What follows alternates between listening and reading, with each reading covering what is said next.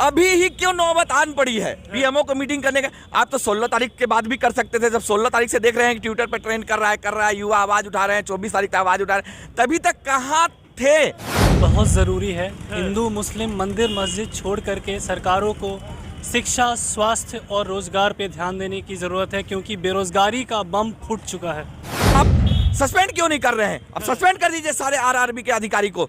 उन्होंने ही इस मैटर को इतना उलझाया है। और आज छात्र जिस आंदोलन के लिए उग्र हुए हैं, ये रहे। अब 2-3 महीना क्या देखें? आपने तो देखने के लायक छोड़ा ही नहीं है हम लोग को, किसी स्टूडेंट को नहीं छोड़ा है। आखिर हम लोग का भी तो एज है, आखिर हम लोग भी तो यहाँ पे 7,000 6,000 करके रूम रेंट दे के। अभी अगर हम बात करें तो देश के माननीय प्रधानमंत्री मोदी जी यानी पीएमओ के द्वारा रेलवे मंत्रालय के साथ जो है मीटिंग किया जा रहा है। अच्छा ये बताइए, अभी जो बैठक हो रही है पीएमओ के साथ, क्या इससे छात्रों के हक में फैसला है? नहीं, एक बात मैं बोलना चाहता हूँ बीजेपी को। बीजेपी कहती है कि हम सोशल मीडिया पे सबसे ज्यादा मेरा एक्टिव मेंबर है, हम सबसे ज्यादा मेरा उसका आईटी सेल बहुत ज्यादा फेमस है।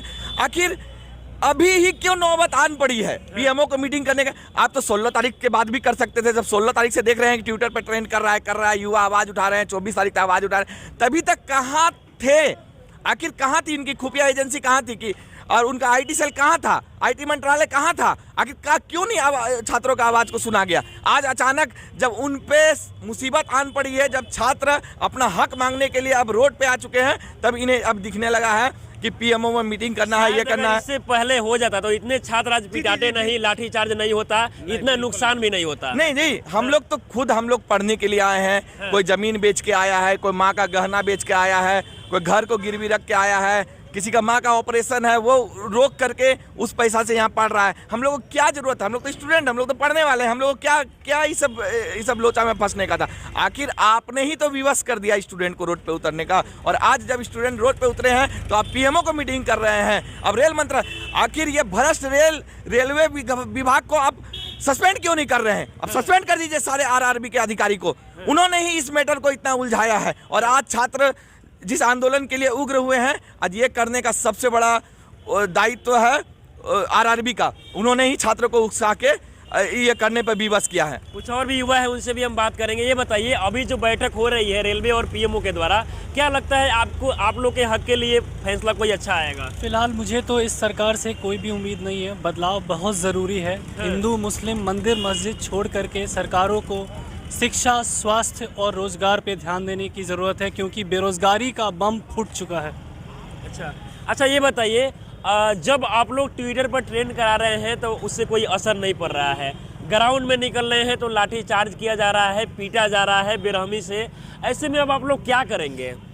देखिए, हम तो यही कोशिश करेंगे कि अहिंसा के मार्ग पे चलना है, और जब तक मांगे पूरी नहीं होंगी, अभी इंतज़ार कर लेते हैं, सरकार की बातों को भी मान लेते हैं, 2-3 महीने देख लेते हैं, उसके बाद कहीं ऐसा ना हो जाए कि। बताइए, आखिर हम लोग 3 साल से तो देख ही रहे हैं, अब 2-3 महीना क्या देखें? आपने तो देखने के लायक छोड़ा ही नहीं है हम लोग को, किसी स्टूडेंट को नहीं छोड़ा है।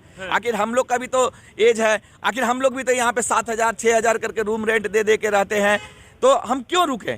आप नहीं, आपका जब इतना आप सब चीज़ एक सिग्नेचर में कर सकते हैं तो आप क्यों नहीं कर सकते हैं? आपको क्या ज़रूरत है एक कमेटी गठन करने की? कमेटी की कोई तो ज़रूरत ही नहीं थी। आपको सिर्फ रिजल्ट रिवाइज करना है और ग्रुप डी से CBT 2 को हटा देना है। और साथ में अब तो युवा आगे के रोजगार की भी बात करेंगे। अब आपको कैलेंडर जारी करना होगा और कैलेंडर के अनुसार आपको चलना होगा। आखिर क्यों? हर एक बहाली में इसी तरह, चाहे SSC का बहाली हो, बैंक का बहाली हो, चाहे रेलवे का बहाली हो, किसी बहाली को आप सही से कर ही नहीं पाते हैं। अब पहले बैंक में 2014 से पहले वैकेंसी आती थी 22,000 25,000, आज क्यों ऐसा हो गया कि 2,000 वैकेंसी आती है? आखिर क्यों? आखिर कहाँ चले गए? अभी भी तो उतना ही रिटायरमेंट हो रहा है, आखिर उतना ही तो बैंक में खाली है, पद खाली है। आखिर क्यों नहीं करना चाहते हैं? आपकी मंशा सही है ही नहीं, सरकार की मंशा सही है ही नहीं। वो स्टूडेंट को सिर्फ अपना राजनीति में यहाँ पर युवाओं को बेरोजगार बनाया जाता है। जी बिल्कुल, इनकी मंशा है ही नहीं। ये सिर्फ युवा को ठगने का काम कर रहे हैं और कुछ नहीं।